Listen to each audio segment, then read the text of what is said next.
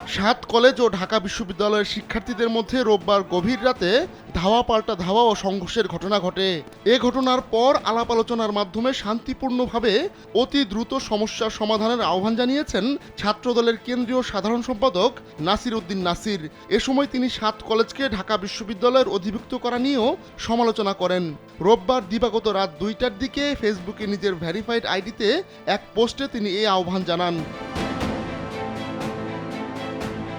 নাসির লিখেন, ঢাকা শহরের 7টি ঐতিহ্যবাহী শিক্ষা প্রতিষ্ঠান সুদীর্ঘ সময় ধরে বাংলাদেশে উচ্চশিক্ষা বিস্তারে গুরুত্বপূর্ণ ভূমিকা রেখেছে।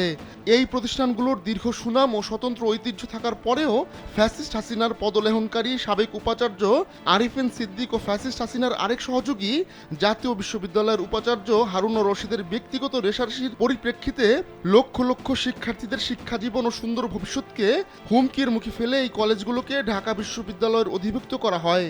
এটি ছিল একটি অবিবেচনাপ্রসূত চরম হঠকারী পদক্ষেপ। আজ ঢাকা বিশ্ববিদ্যালয় এবং অন্যান্য প্রতিষ্ঠানগুলোর মধ্যে যে অনাকাঙ্ক্ষিত পরিস্থিতির সৃষ্টি হয়েছে তার দায়ভার সম্পূর্ণরূপে শেখ হাসিনা ও তার দোসর আরিফিন সিদ্দিকের। উল্লেখ্য, ডক্টর হারুনুর রশিদ 24-এর গণ অভ্যুত্থানের সময় ছাত্রদের উপর আরও বেশি গুলি করে হত্যা করার পরামর্শ দিয়েছিলেন শেখ হাসিনাকে। তারাই এই অধিভুক্ত কলেজের সমস্যার মূল কুশীলব। বর্তমানে উদ্ভূত পরিস্থিতিতে শিক্ষার্থী, কলেজ এবং বিশ্ববিদ্যালয়ের মধ্যে আলাপ আলোচনার মাধ্যমে শান্তিপূর্ণভাবে অতি দ্রুত সমস্যার সমাধান করতে হবে। সহিংসতা সমাধানের পথ রুদ্ধ করবে। সকল প্রতিষ্ঠানের শিক্ষার্থীদের শান্তি বজায় রেখে নিজ নিজ প্রতিষ্ঠানে ফিরে যাওয়ার আহ্বান জানাচ্ছি। ফ্যাসিস্ট হাসিনা রেজিম এই সমস্যার সৃষ্টি করেছে, কিন্তু তারাই এই সহিংসতা উস্কে দিয়ে বিশৃঙ্খল পরিবেশ সৃষ্টি করছে। আপনারা ফ্যাসিস্টদের সেই সুযোগ দিবেন না। ছাত্র জনতার গণ অভ্যুত্থান সহ সকল গণতান্ত্রিক সংগ্রামে আজকের বিবাদমান প্রতিষ্ঠানগুলো কাঁধে কাঁধ মিলিয়ে লড়াই করেছে।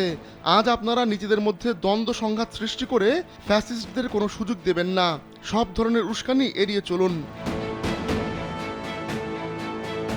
অন্তর্বর্তীকালীন সরকারকে অনুরোধ জানাচ্ছি, ফ্যাসিস্ট হাসিনার তৈরি করা এই সংকট দ্রুত নিরসন করুন। সকল পক্ষের মতামত শুনে সবচেয়ে গ্রহণযোগ্য বাস্তবসম্মত একটি সমাধান বের করুন। আহমদুল্লাহ শিকদার, কালবেলা।